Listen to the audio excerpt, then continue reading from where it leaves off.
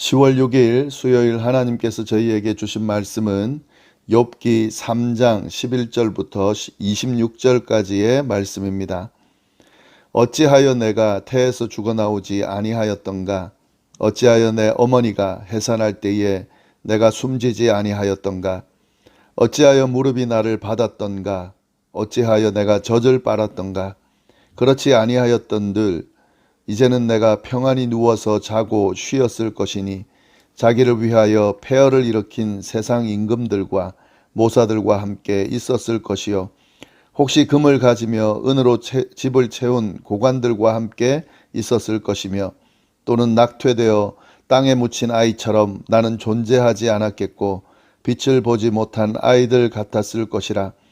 거기서는 악한 자가 소요를 그치며 거기서는 피곤한 자가 쉼을 얻으며 거기서는 갇힌 자가 다 함께 평안히 있어 감독자의 호통 소리를 듣지 아니하며 거기서는 작은 자와 큰 자가 함께 있고 종이 상전에게서 놓이느니라.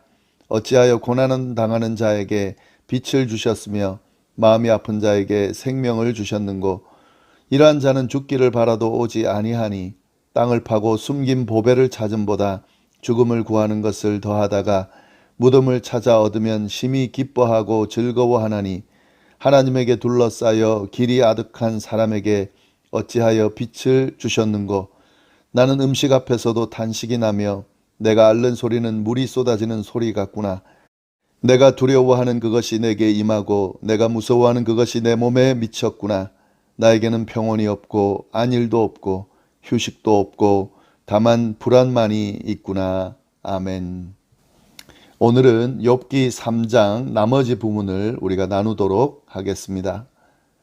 하루아침에 자녀와 재산을 잃어버리고 자신의 건강마저 잃어버린 욥은 자신이 태어났던 날을 회고하면서 자신의 생일을 저주했습니다.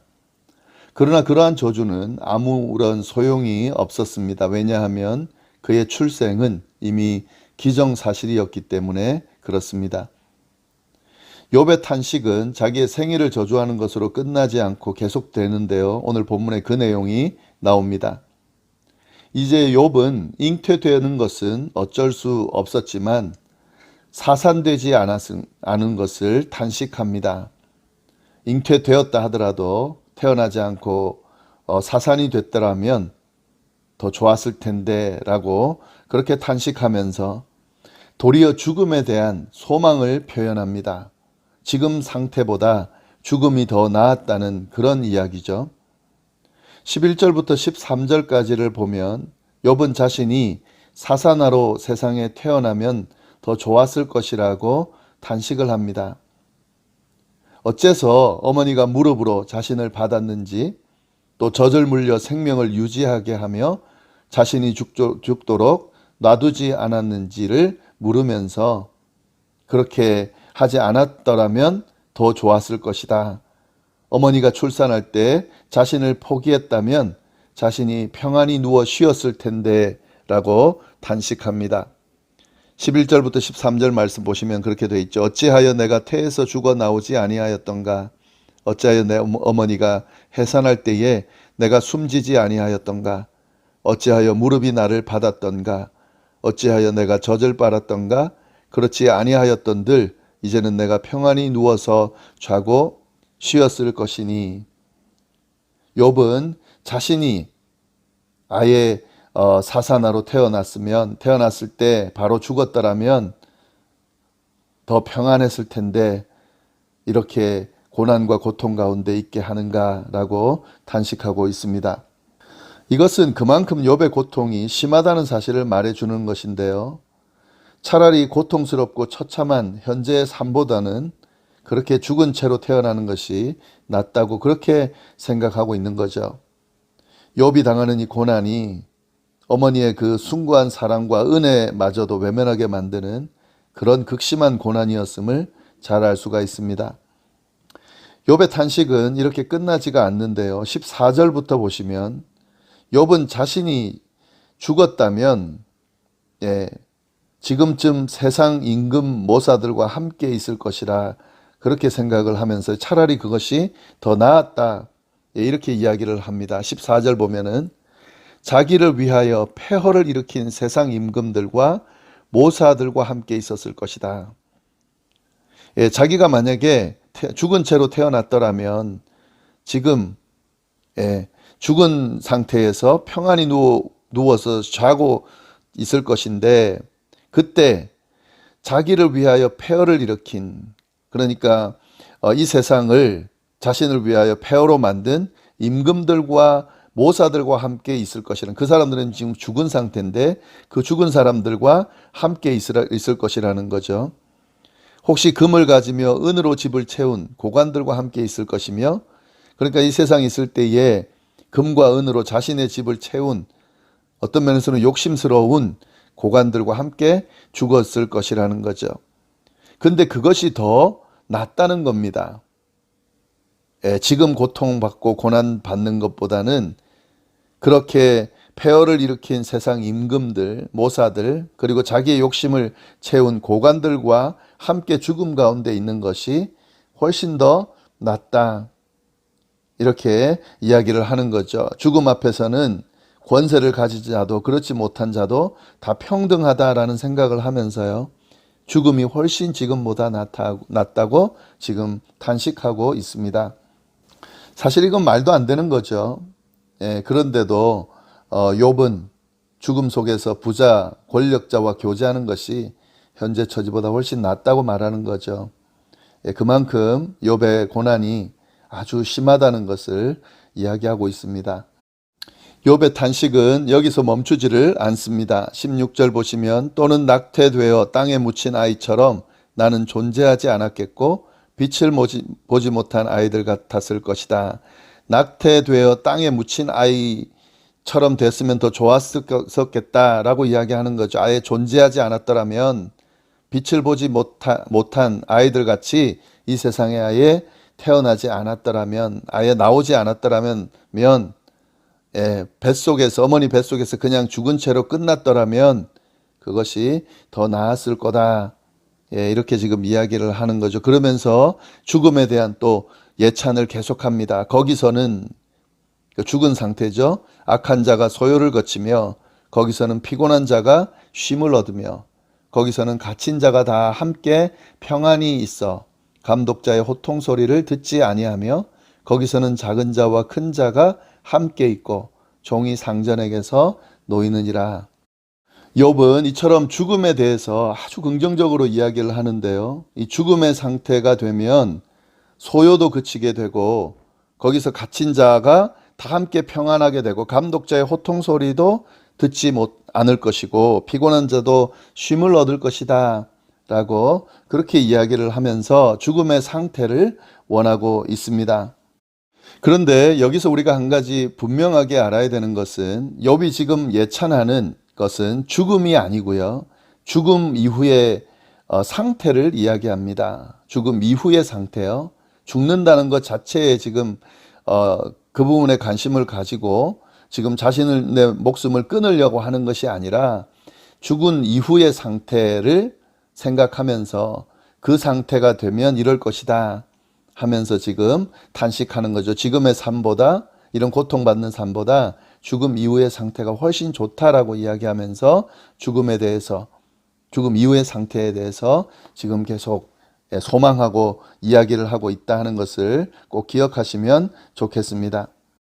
이렇게 욥의 탄식의 강도가 점점 고조되어 가고 있는데요, 그러는 가운데 욥은 결정적인 질문을 하나 탄식하면서 던집니다. 20절 말씀이죠. 어찌하여 고난당하는 자에게 빛을 주셨으며 마음이 아픈 자에게 생명을 주셨는고. 이것은 하나님에 대한 또 질문으로 볼 수도 있는데요, 하나님이 왜 고난당하는 자들의 생명을 걷어가지도 않으시고 계속 유지시켜 주시는가 하는 반문입니다. 하나님은 사랑의 하나님이고 또 자신의 자녀들을 돌보시는 분이신데, 고난당하는 자의 모습을 보고 계실 텐데 왜 고난당하는 자에게 빛을 주시는가 하는 거죠. 생명을 걷어가지 아니하시고 계속 유지시키시는가 하는 거죠. 예, 이 욥의 이 질문은 참 우리가 늘 가지고 있는 질문입니다. 아직 답을 찾지 못하는 그런 질문이에요. 예, 하나님을 잘 믿는 하나님의 백성들이 고난당하는 경우가 있습니다. 그리고 그 고난당하는 그 모습 그대로 거둬가지도 않으시고 계속 그냥 그대로 그 고난 가운데 버려두시는 경우가 있습니다. 왜 그럴까요? 예, 왜 하나님은 그들을 그 고통 가운데 그냥 내버려 두시는가 하는 거죠. 욥이 지금 그 질문을 하고 있습니다. 그러면서 21절 이렇게 이야기하죠. 이러한 자는 죽기를 바라도 오지 아니하니 땅을 파고 숨긴 보배를 찾음보다 죽음을 구하는 것을 더하다가 무덤을 찾아 얻으면 심히 기뻐하고 즐거워하나니 하나님에게 둘러싸여 길이 아득한 사람에게 어찌하여 빛을 주셨는고. 이렇게 고난당하는 자는 죽기를 바라는데도 죽지 못한다는 거죠. 죽음을 구하는데도 죽지 않고 있다는 거예요. 무덤을 찾아 얻으면 심히 기뻐하고 즐거워하는데도 그 죽음이 그에게는 오지 않는다 하는 거죠. 도리어 하나님에게 둘러싸여서 생명을 유지한다는 거죠. 어쩜 이렇게 이런 상태가 되도록 하나님은 내버려 두시는가 하는 질문을 이어가고 있습니다. 그러면서 욥이 이야기합니다. 음식 앞에서도 단식이 나며 24절 나는 음식 앞에서도 단식이 나며 내가 앓는 소리는 물이 쏟아지는 소리 같구나. 내가 두려워하는 그것이 내게 임하고 내가 무서워하는 그것이 내 몸에 미쳤구나. 지금 내게 이런 고통에 감당하기 힘든 두려워할 수밖에 없는 그런 고통이 내게 임했구나. 음식도 먹을 수가 없고 앓는 소리는 물이 쏟아지는 소리 같은 이 상황. 26절 나에게는 평온도 없고 안일도 없고 휴식도 없고 다만 불안만이 있구나. 그런데도 죽을 수는 없구나. 생명은 유지되는구나. 유지된 상태로 계속 이렇게 살아야 되는구나.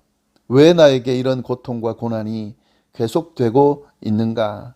그리고 이것이 끝나지 않은 상태로 계속 이어지고 있는가? 라고 지금 욥이 질문하고 있습니다. 네, 이렇게 3장의 내용이 끝났는데요. 우리가 여기서 한 가지 볼 수 있는 내용은 욥이 이런 탄식을 할 정도로 정말 극심한 고난 가운데 있다는 거죠. 죽는 것이 차라리 낫다라고 생각할 정도의 고통 가운데 있습니다. 그러나 하나님은 그 상태를 외면하시고 죽지도 못하고 이 고통도 해결해 주지 않는 상태로 그렇게 지금 계속 내버려 두신다. 욥은 이에 대해서 질문을 하고 있습니다. 그런데 여기서 우리가 잘 알아야 될 것은 욥은 이 모든 이야기를 하나님과 연결해서 하나님이 모든 것들을 쥐고 계시고 하나님께서 이 모든 것들을 책임지고 이끄신다는 것을 인정하면서 이 탄식을 하고 있다 하는 거죠. 이게 참 중요합니다. 믿는 자로서요. 우리에게 이해할 수 없는 일들이 생깁니다. 그래서 그것들로 인하여 탄식이 생깁니다. 원망이 생길 수 있습니다. 그러나 그 모든 것들에 대한 원망과 또 불평과 이런 것들을 이야기할 때에 하나님의 존재를 인정하고 하나님 앞에 탄식하고 부르짖으면서 하나님과 해결하는 그 자세가 아주 중요하다 하는 거죠. 여기서 하나님을 떠나고 하나님을 부정하고 하나님의 존재 자체를 인정하지 않으면 이게 사단이 원하는 방법이에요. 이 사단이 원하는 그런 길이에요. 그렇게 되면 안 된다는 거죠. 욥이 지금 감당하기 힘든 상황에서 말도 안 되는 이야기를 쏟아놓지만 이 모든 것들은 하나님의 주권을 인정하면서 하나님께 질문하고 하나님께 탄식하고 더 나아가서는 하나님께 도움을 요청하는 그런 지금 모습을 보이고 있다 하는 사실, 그걸 좀 우리가 잘 기억하면 좋을 것 같습니다. 그리고 또 한 가지 더는요, 이런 욥의 탄식과 이런 질문 안에서 우리 인간들이 가지고 있는 우리의 인생을 살아오면서 우리 삶 속에서 하게 되는 질문을 지금 욥이 하고 있다는 사실을 우리가 잘 볼 수가 있습니다. 그리고 이 질문에 대한 답을 하나님이 주실까요? 주시죠. 이 질문에 대한 답은 38절부터 41절까지의 내용으로 하나님께서 이 욥에 대한 질문을 명확하게 답해 주시는 것을 알 수 있습니다. 내일 4장부터 이제 욥의 세 친구들과의 논쟁이 쭉 시작되고요. 결국에는 이제 38절부터 이 모든 과정을 통해서 욥을 향하여 하나님이 친히 대답하시는 그 질문에 대한 답을 하시는 그 내용으로 전개가 될 겁니다. 이 3장도 잘 정리를 좀 해두시면 좋겠습니다. 그리고 이 정리된 상태에서 욥의 세 친구들과 욥의 논쟁의 이야기들을 우리가 쭉 살펴나가면 될 것 같습니다. 함께 기도하겠습니다. 하나님 아버지, 오늘 또 귀한 말씀으로 하루를 시작하게 하시니 감사합니다. 하나님, 우리에게 일어나는 일들, 이해되어지지 않는 일들, 차라리 죽는 것이 더 낫다고 생각되어지는 상황 가운데 처할 때가 있지만 그때 탄식하고 원망하고 울부짖고 하는 모든 것들을 하나님 없이, 하나님 인정하지 않고 하지 않도록 주여 인도하여 주옵소서. 하나님의 주권을 인정하고 이해되어지지 않는 그 부분을 하나님 앞에 토로하면서 하나님 앞에 원망을 쏟아놓더라도 하나님과 할 수 있도록, 하나님께 도움을 요청하면서 그렇게 부르짖으며 나아갈 수 있도록, 그래서 결국 이 모든 것에 답을 지고 계신 하나님께서 답해 주심을 경험할 수 있게 되도록, 그래서 회복되어지는 역사를 경험할 수 있도록 주여 인도하여 주옵소서. 오늘 하루도 어디에서 무엇을 하든지 하나님의 은혜 가운데 머물기를 간절히 바라고 살아계신 예수님의 이름으로 기도드립니다. 아멘.